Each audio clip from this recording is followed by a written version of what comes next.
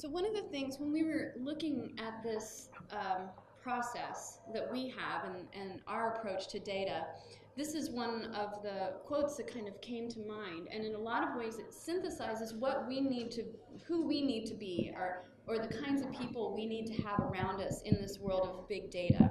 So from here, this is really the primer here. We need to be synthesizers, looking at the right information at the right time in order to make those important choices that we make every day, which means, dollar signs in or out, making those choices wisely. That's what data is here to do for us.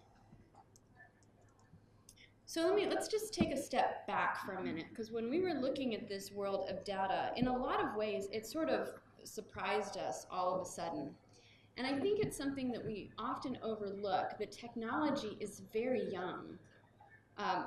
Just looking at some high points here. So this is a history all the way from like 1990. And if anyone was marketing back in those days where like SEO was white on white text on your page, which is now frowned upon, but and that was okay because no one understood. And then we got these smarter systems that helped us get better content. We got better at delivering better content, connecting better to our people. Google was amazing in helping us have a nice match to quality.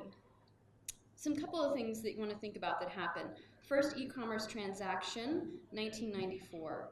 Tablets, 2002. So then our desktop data doubled, because now we could get data for tablets, we could get data for desktops, right? 2007, iPhone, same type of traffic in triplicate now, because we can get mobile, we can get tablet and desktop. All these different worlds. So every single metric we looked at in one place, we now have in triplicate with some extras, right? Because shortly thereafter, we started having voice to text, which is adding a whole nother way that people search. 2015, mobile wins. Is now people are leading to their mobile phones more than their desktop. So lots and lots and lots of data.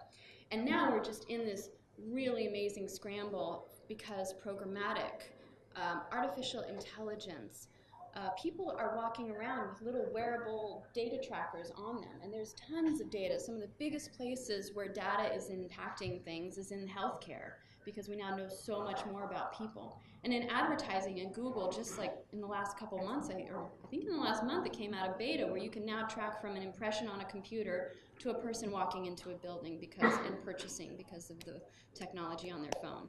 So the thing to get here is that it's really impressive how fast this data has grown. And if there's any places where you feel behind the 8 ball, just know that we're actually growing right along with this. And as Gartner put it, really the news these days is, the news about big data is it's not big data, it just is what is. And really it's ours to come and figure out how we're going to approach it. And yeah, there's a lot out there. In 60 seconds, here's a couple stats. 136,319 emails get sent. How's that for a challenge for your email marketing efforts, right? Pretty noisy.